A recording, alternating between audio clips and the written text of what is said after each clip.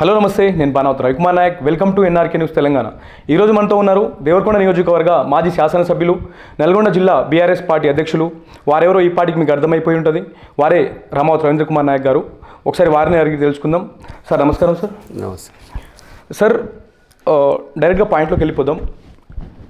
గత ఎన్నికల్లో 38,000 పైచిలకు మెజారిటీ సాధించిన మీరు ఈ ఎన్నికల్లో పరాజయం పొందడానికి గల కారణాలు ఏంటి? తెలంగాణ రాష్ట్ర వ్యాప్తంగానే 10 సంవత్సరాలు బీఆర్ఎస్ పార్టీ అధికారంలో ఉన్నది.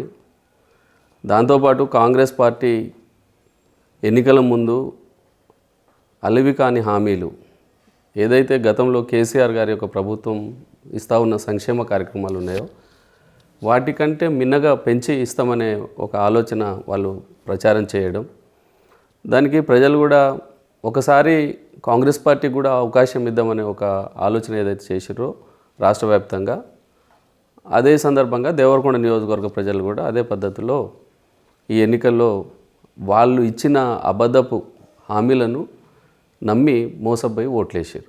అదే తప్ప గతంలో 10 సంవత్సరాల కాలంలో బీఆర్ఎస్ పార్టీ అధికారంలోకి వచ్చిన తర్వాత దేవరకొండ నియోజకవర్గం అన్ని రంగాల్లో అభివృద్ధి చెందింది. ఇప్పుడు ప్రజలందరూ కూడా అనుకుంటున్నారు పొరపాటు చేసినాం, అభివృద్ధి కానీ సంక్షేమం కానీ బ్రహ్మాండంగా చేస్తూ ఉన్న బీఆర్ఎస్ పార్టీని కానీ గతంలో పనిచేసిన శాసనసభ్యుడు నన్ను కానీ మరి ఎన్నికల్లో ఓట్లేయకపోవడం అనేది తప్పు జరిగిందనే ఒక భావన ప్రజల్లో ఇప్పుడు కలుగుతూ ఉన్నది. సార్ ఒక మాట, గతంలో 3 సార్లు ఎమ్మెల్యేగా చేసిన ఘనత ఇది. నాకు తెలిసి బీఆర్ఎస్ పార్టీలో మీ అంత సీనియర్ అంటే మన బంజారా నాయకుల్లో 3 సార్లు ఎమ్మెల్యేగా గెలిచిన ఘనత ఎవరిది లేదు. సో బీఆర్ఎస్ పార్టీ ఆది నాయకత్వం గతంలో మీకు మంత్రి పదవి ఇవ్వలేదని ఏదైనా మంత్రి పదవి ఇస్తారా ఏమైనా ఆశపడ్డారా, లేదా ఇవ్వకపోవడానికి ఏమైనా మీరు అసంతృప్తి ఫీల్ అయ్యారా? గత 2 పర్యాయాలు నేను కమ్యూనిస్ట్ పార్టీ ప్రతిపక్ష పార్టీలోనే ఉన్నాను, అధికార పార్టీలో లేను. పోయినసారి ఎన్నికల్లో సరే అవకాశం ఉంటే కేసీఆర్ గారు అవకాశం కల్పిస్తారే తప్ప దానికంటే ముందుగా ప్రజలకు సేవ చేయడానికి మంత్రి పదవే కావాలనే ఆలోచన లేదు. నేను శాసనసభ్యుడిగా ఉన్నా, నా ప్రయత్నం అంతా కూడా దేవరకొండ నియోజకవర్గం అభివృద్ధి దాని కొరకే పనిచేసిన తప్ప నేను ఎప్పుడు కూడా ఏదో మంత్రి పదవి కావాలనో ఇంక ఇతరత్ర ఆశలకు పోలేదు. ప్రజలతో మమేకమై ప్రజలతో కలిసి నా ఒకే ఒక ధ్యేయం ఏంటంటే దేవరకొండ నియోజకవర్గం బాగా వెనుకబడ్డ ప్రాంతం కాబట్టి అది అభివృద్ధి జరగాలి. అక్కడ ఉండే తాండాలకు కరెంటు కానీ మంచినీళ్ళు కానీ సాగునీరు కానీ విద్య వైద్యం కానీ అందించాలనే ఒక తపన తప్ప వేరే ఉద్దేశం లేదు. కాంగ్రెస్ పార్టీ అధికారంలోకి వచ్చిన తర్వాత బాలనాయక్ ఎవరైతే ఉన్నారో మన ప్రస్తుత శాసనసభ్యులు, వారు మంత్రి పదవి అంటే వారికి హోమ్ మినిస్టర్ ఖాళీగా ఉంది, బాలనాయక్ అది ఇవ్వాలని చెప్పేసి వాళ్ళ చుట్టుపక్కల వాళ్ళతో ట్రోల్ చేపిస్తూ ఉన్నారు బాగా. ఇది ఇవ్వచ్చా? నాకు తెలిసి మీకు తెలిసి రాజకీయ మీ అనుభవం ప్రకారం ఇప్పుడు వాళ్ళ పార్టీ వాళ్ళ ప్రభుత్వం వాళ్ళ వ్యవహారం వేరు. ఏమి ఇస్తారా ఏమి ఇయ్యరా అనేది మనం దాని మీద కామెంట్ చేయడం సరైనది కాదు. ఒకవేళ ఇస్తే దేవరకొండ నియోజకవర్గానికి మంచిదే, దాన్ని ఎవరన్నా వద్దనేది కాదు, ఆహ్వానిస్తాం. సార్ మీరు గతంలో ఎన్నికలకి ముందు దేవరకొండ నియోజకవర్గంలోని చాలా గ్రామ పంచాయతీలకి బీటీ రోడ్లు సీసీ రోడ్లకి శంకుస్థాపన చేయడం జరిగింది. ఒకవేళ బీఆర్ఎస్ పార్టీ అధికారంలో ఉండి ఉంటే మీరు ఆ వర్క్ అంతా కంప్లీట్ చేసేవారా? తప్పకుండా శాంక్షన్ ఇచ్చిందే మా ప్రభుత్వం. ఇప్పుడు ఆగిపోవడానికి గల రీజన్ ఏంటి? ఇప్పుడు ప్రభుత్వం మారింది. మేము ఎన్నికల ముందు అంటే కొన్ని ఇబ్బందులు ఏమొచ్చినాయంటే 6 నెలల ముందే శాంక్షన్స్ ఇచ్చారు.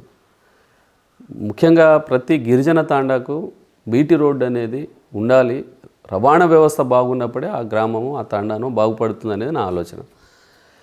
మొత్తం మీద గతంలో కొన్ని రోడ్లు మంజూరు చేయించినాం, పూర్తి చేసినాం. అదేవిధంగా ట్రైబల్ సబ్ ప్లాన్ నిధుల నుండి తాండాలకు సంబంధించిన రోడ్లకు కానీ R&Bకి సంబంధించిన నిధులు కానీ పంచాయరాజ్ శాఖకు సంబంధించిన నిధులు కానీ వెరసి మొత్తం కలిపి దాదాపుగా ఒక 600 కోట్ల రూపాయల నిధులు మంజూరు చేయించినాం. దాంతోపాటు మున్సిపాలిటీకి దేవరకొండ మున్సిపాలిటీ గతంలో నగర పంచాయతీగా ఉన్నది. బీఆర్ఎస్ పార్టీ అధికారంలోకి వచ్చిన తర్వాతనే పూర్తి స్థాయిలో మున్సిపాలిటీగా మార్చి దానికి హోదా కల్పించి ఆ మున్సిపాలిటీ అభివృద్ధి కొరకు దాదాపుగా 50 కోట్ల రూపాయలతో అండర్ గ్రౌండ్ డ్రైనేజ్ వ్యవస్థ తెలంగాణ రాష్ట్రంలో సి కేటగిరీ కలిగిన మున్సిపాలిటీకి ఎక్కడ కూడా ఈ అండర్ గ్రౌండ్ డ్రైనేజ్ అనే వ్యవస్థ లేదు.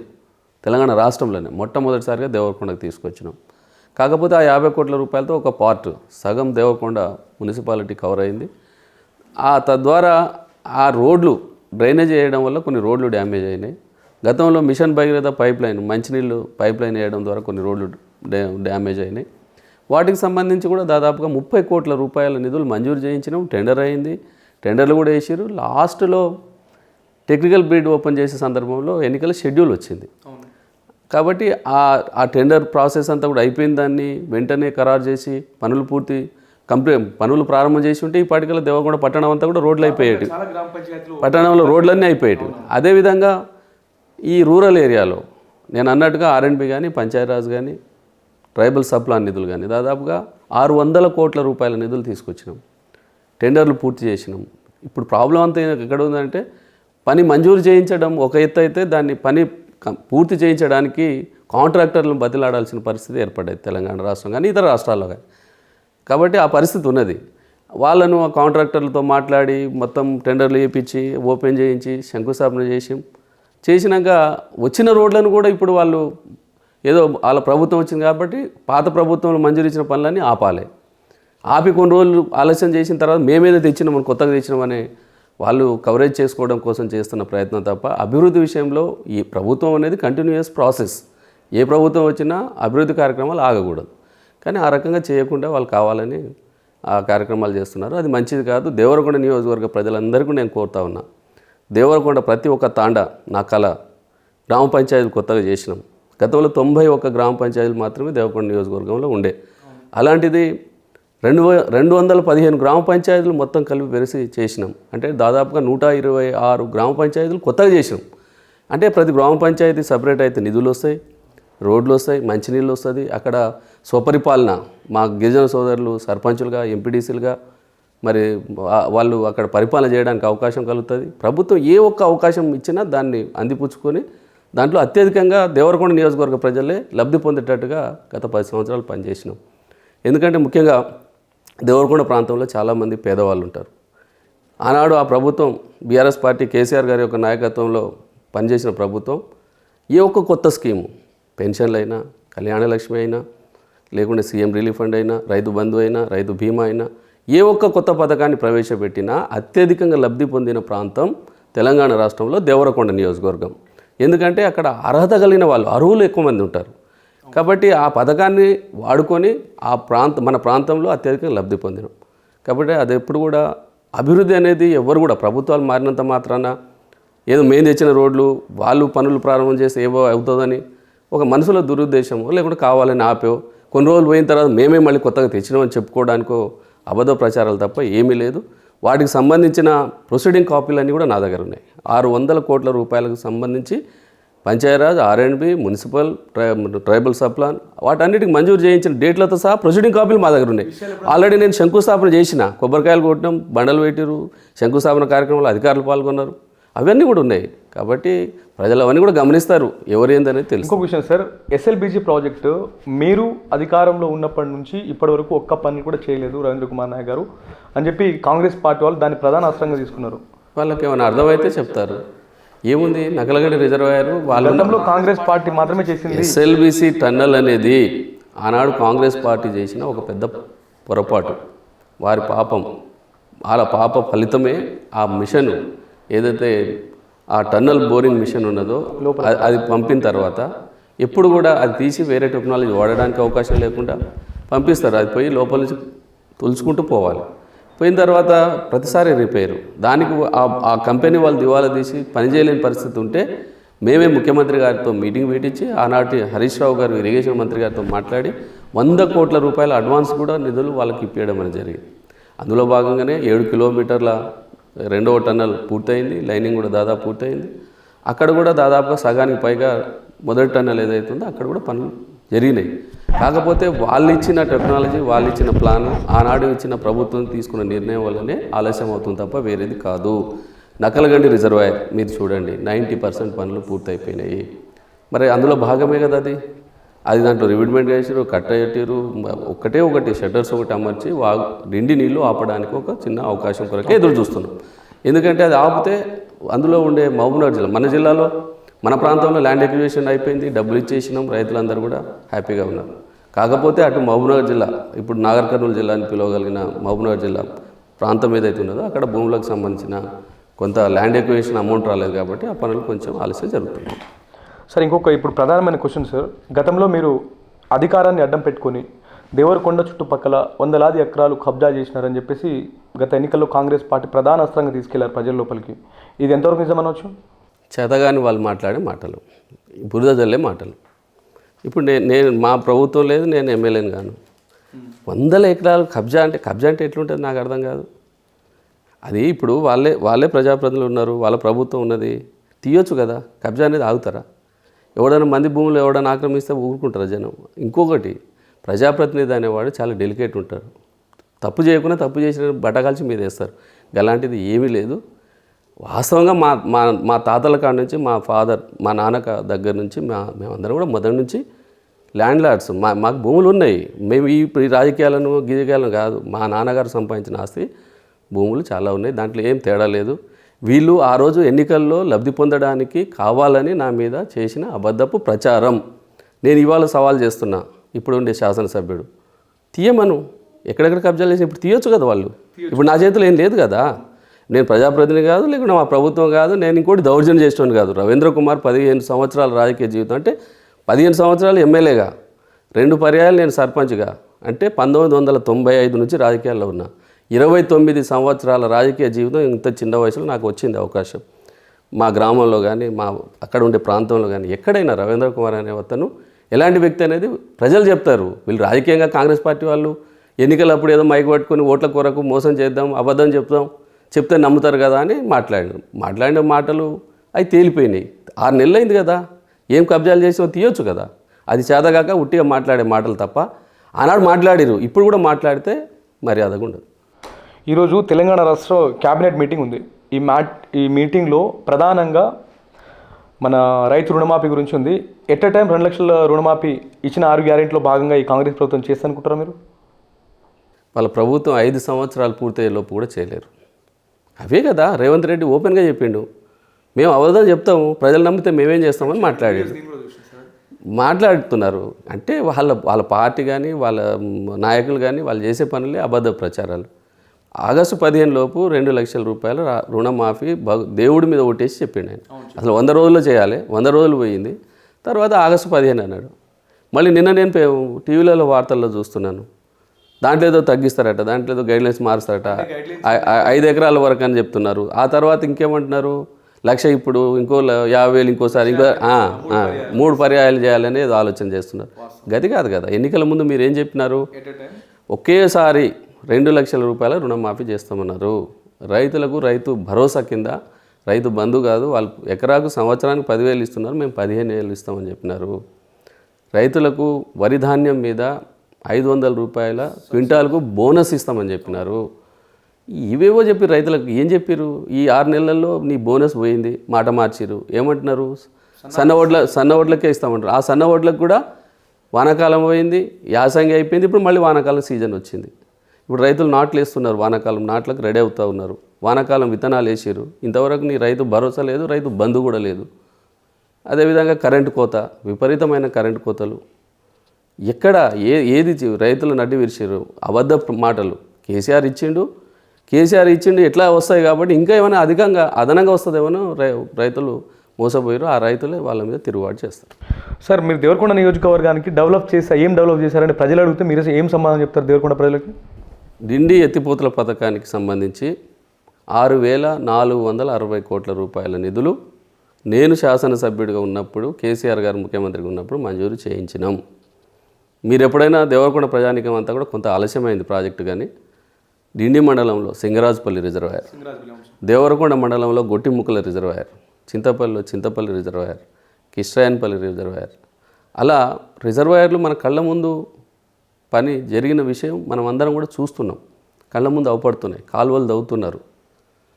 కాకపోతే మనం బ్రిజేష్ కుమార్ ట్రిబ్యునల్ తీర్పు ప్రకారంగా కృష్ణా నదీ జలాల వాడకం ఏదైతే నీళ్ళ వాడకం ఉన్నదో అది తేల్చకపోగా గతంలో నుండి జరుగుతూ ఉన్న జాతీయ స్థాయిలో ఉండే ప్రభుత్వాలు మన రాష్ట్రం మీద కక్షగట్టి వాళ్ళు దాన్ని పరిష్కారం చేయకపోవడం వల్ల కొంత ఆలస్యం జరిగింది. కానీ కళ్ళ ముందల మనందరికీ అవపడేటట్టుగా బ్రహ్మాండమైన రిజర్వాయర్లు కట్టుకున్నాం.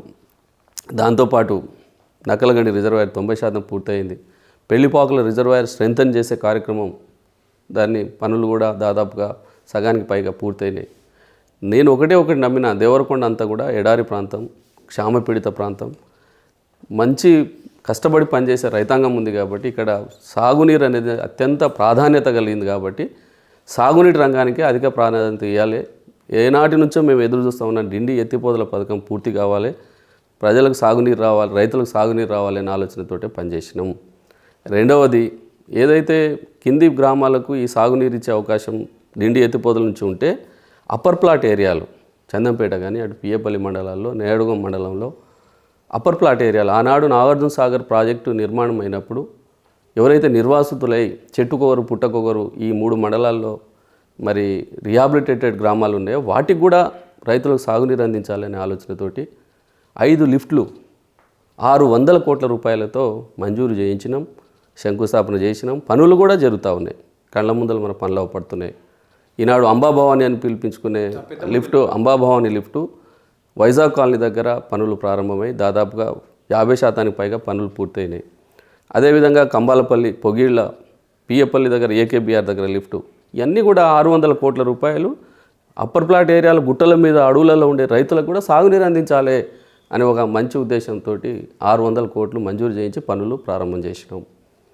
అదేవిధంగా దేవరకొండ నియోజకవర్గానికి సంబంధించి బ్రహ్మాండంగా విద్యా సౌకర్యం కల్పించడానికి అనేక గురుకుల పాఠశాలలు, ఎస్టీలకు 2 గురుకుల పాఠశాలలు, ఎస్సీలకు 2, బీసీలకు 1, మైనారిటీకి 1 గురుకుల పాఠశాలలు తెచ్చినాం. అదేవిధంగా తెలంగాణ రాష్ట్రంలోనే మొట్టమొదట గిరిజన ఆడ శిశువుల అమ్మకాలున్న ప్రాంతంగా పేరున్న దేవరకొండ నియోజకవర్గానికి గిరిజన బాలికల రెసిడెన్షియల్ డిగ్రీ కాలేజీని కూడా మంజూరు చేయించిన విద్యాపరంగా.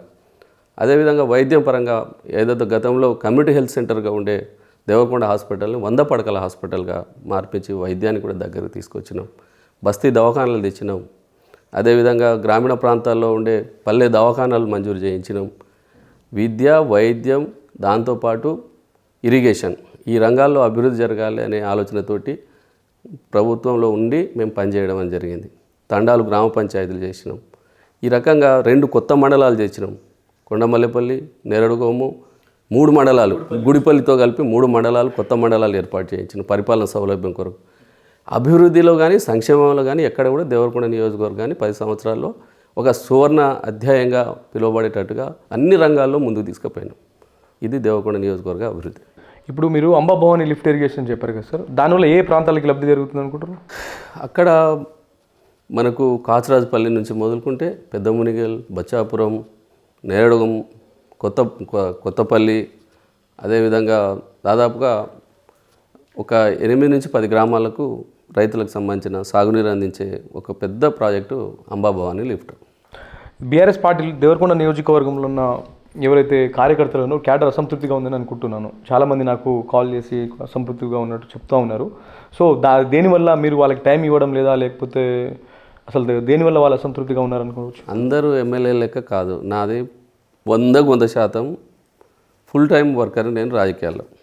నాకు అందరిలాగా వ్యాపారాలు లేవు, లేకుంటే కాంట్రాక్టులు లేవు, ఇంకేదో పనులు ఉండి బయట దేశాల్లో ఇతర దేశాల్లో పోవాల్సిన అవసరం లేదు. పొద్దున్న లేస్తే నేను దేవరకొండ ప్రజలకు అందుబాటులో ఉంటాను. నేను గత పర్యాయం ఎక్కువ తిరగడం వల్లనే ఓడిపోయాను అనుకుంటున్నాను.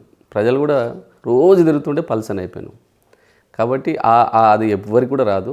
కొంతమంది కార్యకర్తలు పార్టీ పోయి ప్రభుత్వం రాక ఎమ్మెల్యేగా గెలవకపోవడం వల్ల వాళ్ళకుండే అవకాశవాద రాజకీయాల కొరకు ఏదైనా మాట్లాడుతుండొచ్చు. ఇప్పుడు అలాంటి వాళ్ళు ఎవరు లేరు. అలాంటి అవకాశవాదులు అందరూ కూడా మన ఎన్నికలు అయిపోయిన తర్వాత అందరు పోయారు. ప్రశాంతంగా ఉంది. నిఖార్సైన నాయకులు, కార్యకర్తలే ఇప్పుడు బీఆర్ఎస్ పార్టీలో ఉన్నారు. రాబోయే రోజుల్లో మీ కార్యాచరణ ఏంటి సార్? ప్రజల్లో ఉంటాం, పార్టీ కార్యక్రమాలు చేస్తాం.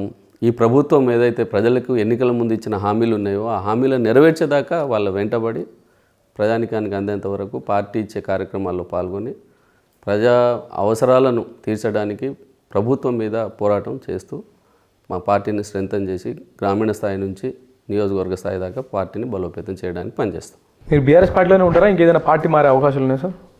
అవసరం లేదు, బీఆర్ఎస్ పార్టీలోనే ఉంటాం. నా మీద గౌరవ ముఖ్యమంత్రి కేసీఆర్ గారు ఎంతో నమ్మకంతో నల్లగొండ జిల్లా లాంటి జిల్లా, తెలంగాణ రాష్ట్రంలోనే అతిపెద్ద జిల్లా నల్లగొండ జిల్లా అనేది చాలా పెద్దది. అందులో ఫార్వర్డ్ కాస్ట్ బాగా డామినేట్ చేసే జిల్లాకి ఒక గిరిజనుడైన నన్ను గుర్తించి నన్ను జిల్లా పార్టీ అధ్యక్షునిగా నియామకం చేశారు. నా మీద చాలా పెద్ద బాధ్యత ఉంది. తప్పకుండా పార్టీలో ఉంటాం, పార్టీ పరంగానే పనిచేస్తాం. మళ్ళీ ఇంకా ఎన్ని రోజులు 6 నెలలు గడిచిపోయినాయి. ఇంత ఏం చేసినా ఇంకా 3 సంవత్సరాలు, 1 సంవత్సరం ముందు నుంచి ఎన్నికల వాతావరణం వచ్చేస్తుంది. మళ్ళీ ఎన్నికలప్పుడు కేసీఆర్ గారిని కానీ బీఆర్ఎస్ పార్టీని కానీ ఈ రాష్ట్రంలో నిలువగరించగలిగే శక్తి ఎవరికి కూడా లేదు. తప్పకుండా మళ్ళీ కేసీఆర్ గారి ముఖ్యమంత్రి అవుతారు, మేమందరం కూడా గెలుస్తాం. ప్రజలు ఇప్పటికే చాలా ఆలోచన చేస్తున్నారు, పొరపాటు జరిగింది. ఈ పొరపాటుని సరిచేయడానికి కేసీఆర్ గారి యొక్క అవసరం చాలా ఉన్నది. ఈ జాతీయ స్థాయి రాజకీయ పార్టీలన్నీ కూడా కేంద్రంలో ఉండే ప్రభుత్వాలకు తొత్తులుగాను ఆ పార్టీ అధినాయకత్వానికి ఏజెంట్లుగానే పనిచేస్తారు తప్ప తెలంగాణ అవసరాలను గుర్తించరు. తెలంగాణ ప్రజలకు కేసీఆర్ గారే శ్రీరామ రక్ష. పార్టీ కార్యకర్తలు ఉద్దేశించి ఏం చెప్పాలనుకుంటున్నారు ప్రజెంట్ ఉన్న సిచ్యువేషన్లో మీరు? ఎవ్వరు కూడా ఏ కార్యకర్త కానీ ఏ నాయకుడు కానీ అధైర్యపడాల్సిన అవసరం లేదు. కాంగ్రెస్ పార్టీ అధికారంలోకి వచ్చిన తర్వాత కార్యకర్తల మీద నాయకుల మీద అక్రమ కేసులు బనాయిస్తూ ఉన్నారు, బెదిరింపులకు పాల్పడుతూ ఉన్నారు, రకరకాలుగా ప్రలోభ పెడతా ఉన్నారు. అలాంటి ప్రలోభాలకు ఏదైతే కొంతమంది ఆ స్థాయి లేని నాయకులు ఎవరైతే ఉన్నారో వాళ్ళు వెళ్ళిపోయినారు. ఉన్న వాళ్ళంతా కూడా నికార్సైన వాళ్ళు ఉన్నారు.